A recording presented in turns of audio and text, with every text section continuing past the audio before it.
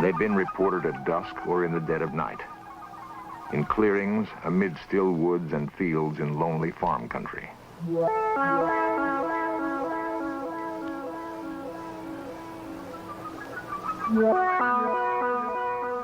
Sometimes they come in silence, sometimes with quiet thunder. Often they leave marks in the earth, signals of their passing. They've been seen but fleetingly, and their extraordinary presence creates a frightening mystery. In fields from West Virginia through Wisconsin to Oregon are the beginnings of answers.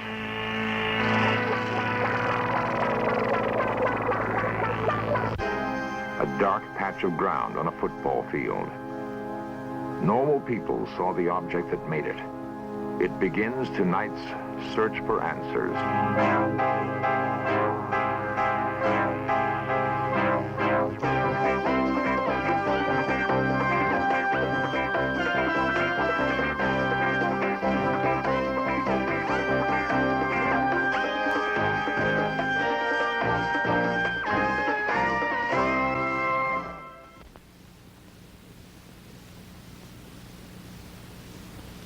On June 24th, 1947, an Idaho businessman named Kenneth Arnold was flying his private plane near Washington's Mount Rainier. He saw 9 disc-like objects moving rapidly along the horizon. Arnold said they moved erratically, like saucers skipped across a pond. Flying saucer thus became part of our language. After the Mount Rainier sighting, unidentified flying objects were reported all over the country, an astonishing number of them. And the sightings have continued to this day.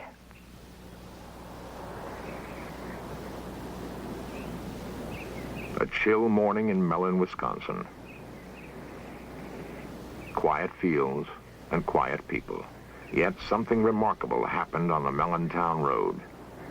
Something that would have seemed incredible if it hadn't happened to people as down to earth as the town of Mellon itself.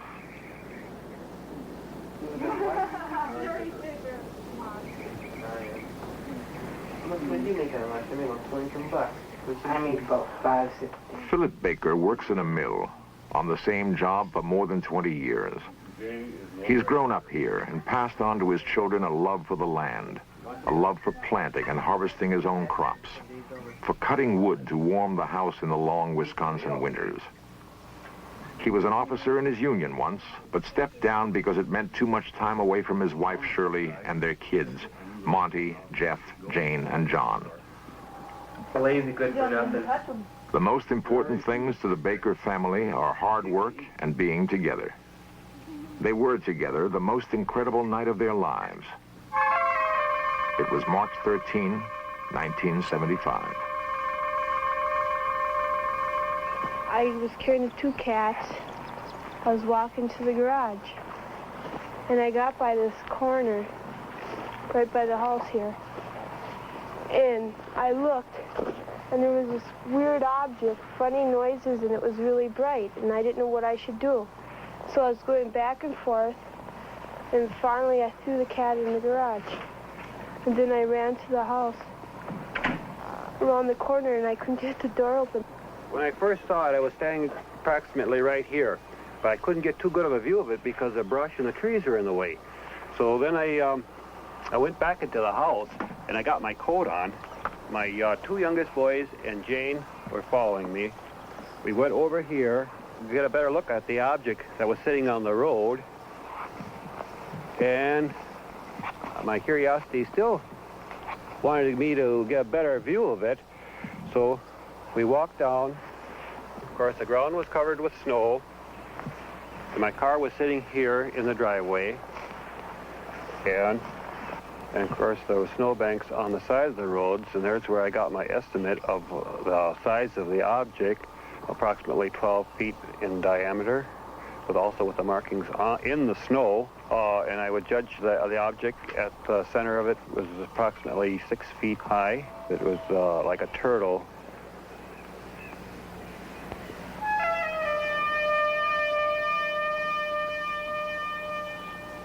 my two boys and my girl started to proceed here closer. My girl told me not to go any closer to it. She ran back in the house. He was going to go walking up to it, and I went back to the house and told my mom that he was going to go up there and get closer to it. And she came out and she yelled at him. My wife came out and hollered at me and told me not to be foolish and go any closer to it, not knowing exactly what the object was on the road. And of course I did get a very good view of it from here, as there was nothing blocking my vision on the road.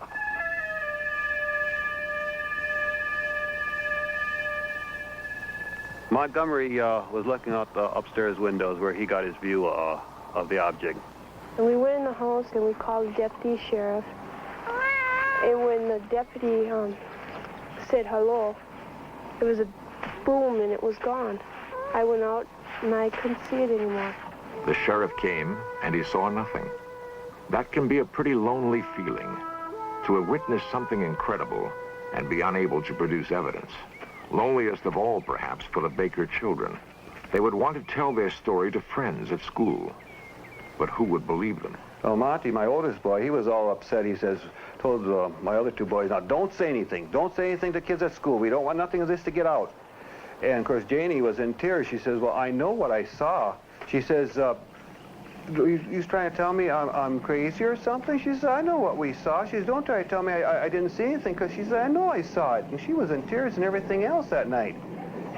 And of course, the undersheriff, I apologized when he left me off here, because I thought, well, no, we didn't find anything. He'll think I'm a little off too. And he said, no, don't forget, just forget about it. I said, well, okay, let's forget about it. And I said, but don't tell anybody then. Matter of fact, I even mentioned him. I said, don't tell anybody. I said, just forget it then. Because I said, let's drop the whole story. Mellon has a newspaper, the Weekly Record. Editor Jasper Landry knows just about everybody in Mellon by first name. I've known Mr. Baker for about 30 years, and he and his family have been here a long time. And when this story broke on the UFOs, he asked me not to put it in the paper because of the anxiety his family was being put through by callers and curiosity seekers. And so I thought that I wouldn't. And he was very appreciative. I honored his wish to not have it printed. The story got around anyway, of this country lane where the Baker family saw something big and metallic with red and green lights, something that was gone almost as soon as it came. I am George Ree, Mellon, Wisconsin. I am the undersheriff of Ashland County.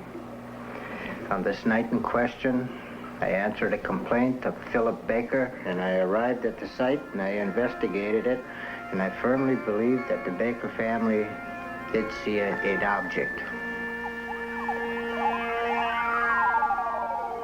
Sheriff Ree had good reason to believe Baker's story. He may have arrived at the Baker house too late to see anything there.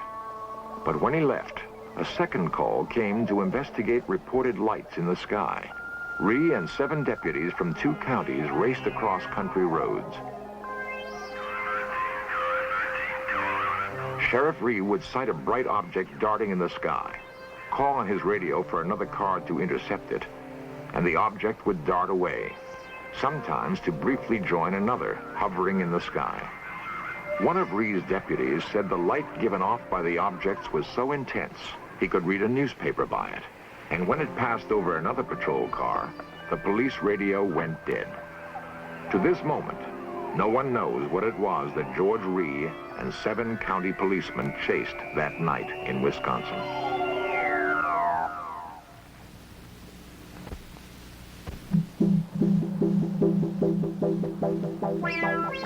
Big Chimney, West Virginia. It has been suggested that the overwhelming percentage of UFO sightings occur in small towns and rural farmlands for good reasons. The view is less obstructed, for one thing. The residents are more likely to be looking up at the sky, more sensitive to the changing lights above. It's about 9:30 in the night. We were driving north on 119 towards Clendon, and my wife saw some intensely bright lights in the sky, and she commented that this was the brightest airplane lights that she'd ever seen. I looked up and there's this big diamond-shaped object with big flat ends set right above the treetops. Carol Critchfield pursued his UFO to the spot where he saw it set down and found marks that could have been made by landing gear.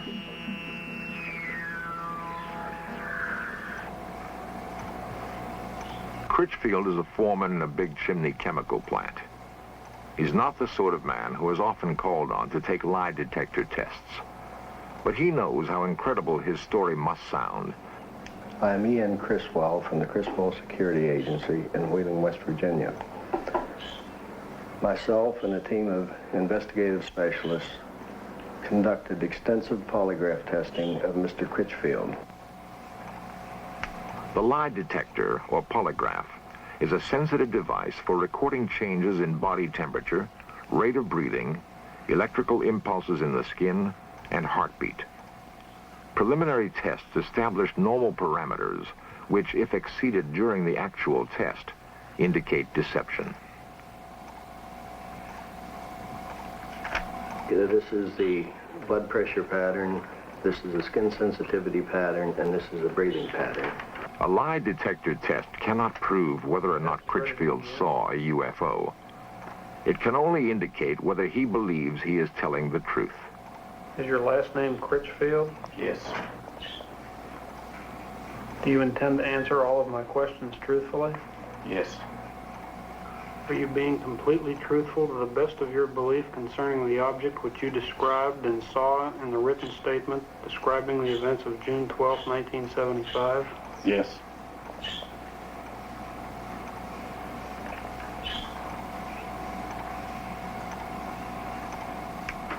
Are you being truthful when you say that in the first 35 years of your life you have never lied to a police officer? Yes. Are you being completely truthful when you say that you have no knowledge of how the burn spots and other evidence were created other than by the object described in your written statement? Yes.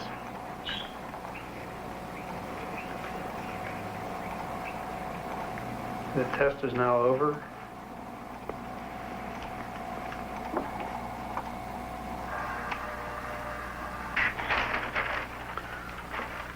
On the first question here concerning Mr. Critchfield's name, there was no reaction in any of the tracings.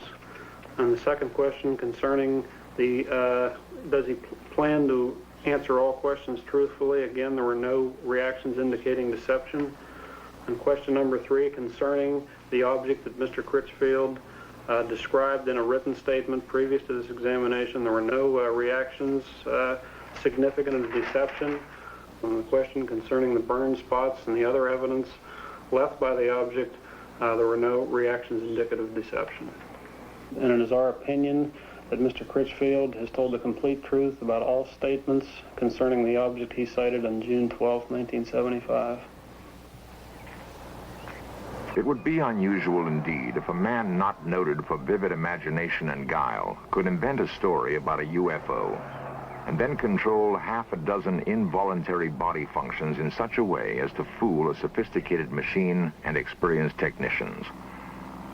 Much easier to believe that something extraordinary happened on a hilltop in Big Chimney, West Virginia. Something that touched Carol Critchfield's life and left him wondering.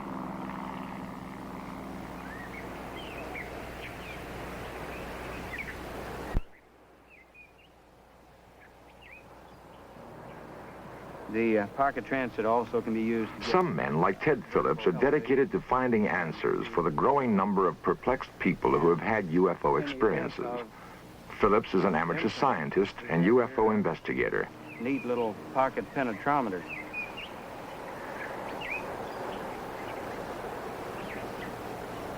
Phillips has taken soil samples at dozens of reported UFO landing sites.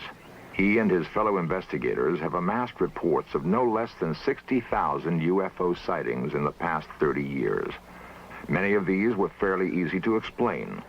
Conventional aircraft, weather balloons, flocks of geese.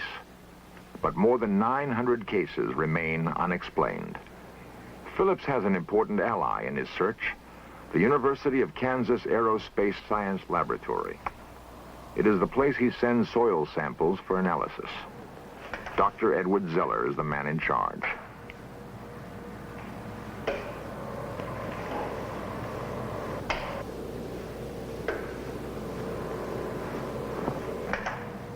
Zeller believes it would be unscientific to ignore UFO reports, and that the techniques of hard scientific analysis can be put to work finding answers. Medford, Minnesota. Medford provided Dr. Zeller with a test sample, and a remarkable story told by Janet Kay provides the background.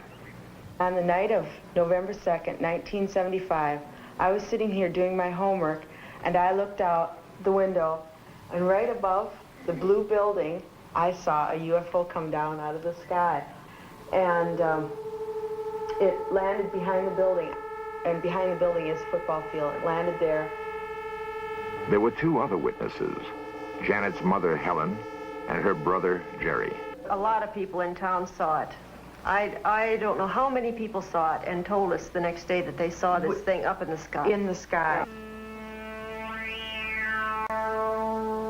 As we pulled around the driveway here, I noticed up by the blue shed over there that there was something in the sky. So I pulled out of the driveway, and I said, turn down here, we can maybe get closer to it. So we just went over this way. And then you could just see it real good before the trees. It was definitely right there. And we just drove up here, and by that stop sign there, the railroad tracks, there's a fence across, so we couldn't go any further. And we just noticed it. It was just coming right in front of the trees, and we just stood here a minute till we saw it just glide over the top of the trees, and then it was gone. Well, a couple days later, after we saw the UFO go down, I saw a lot of people over here looking at something, so I came over here and I found this big brown spot on the football field where the grass had been burnt. As you can see, the blue building is right over there, and the burn spot is right here. And it's right in line with the window we saw the UFO come down from. Now, this happens to be the sample from the Medford site, number 2, which does show some strange luminescence properties. And so I'd want to make sure that the sample that I'm dealing with is not in itself radioactive. And I don't find that it is. I don't see any evidence of increased radioactivity. Yeah, at the time, it wasn't scary. It didn't frighten me when I looked out the window and I saw it. I didn't get scared or anything. But afterwards, when I realized that what I had seen was unexplainable, that's when it started to get scary. And then when they found the patch on the football field, well, that got a little worse. Furnace ready to be inserted here into the light chamber. And now we've inserted the sample, which is on the electric furnace, into the chamber, and we're going to start heating it.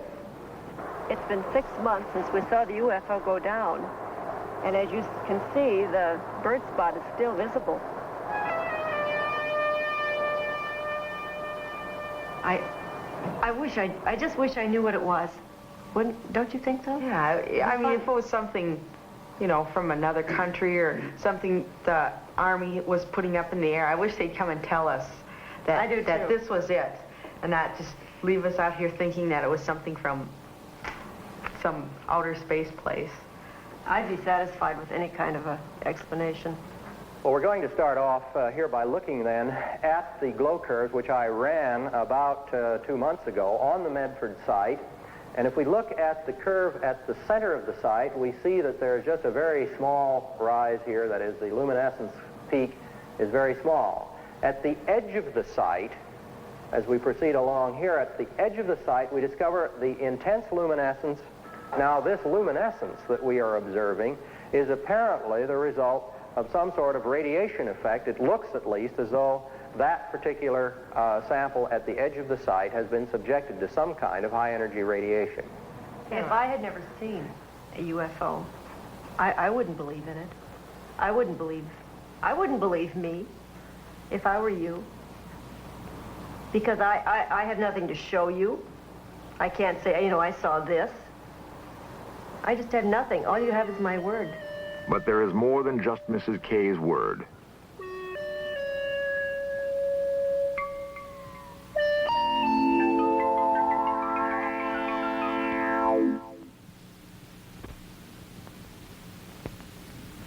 In a recent Gallup poll, 15 million Americans claim to have seen a UFO. 15 million. The same poll showed that 51% of the adult population is convinced that flying saucers are real. For those who haven't seen one, this is a recreation of what Carol Critchfield saw on a hilltop in Big Chimney, West Virginia.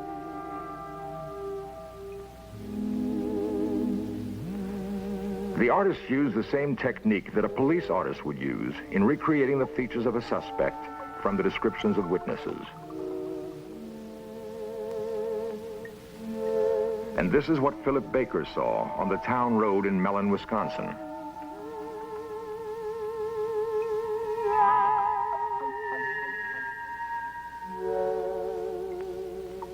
Helen Kay and her children saw this object land on a football field in Medford, Minnesota. The last systematic attempt by the U.S. government to investigate UFOs was conducted by the Air Force and was called Project Blue Book.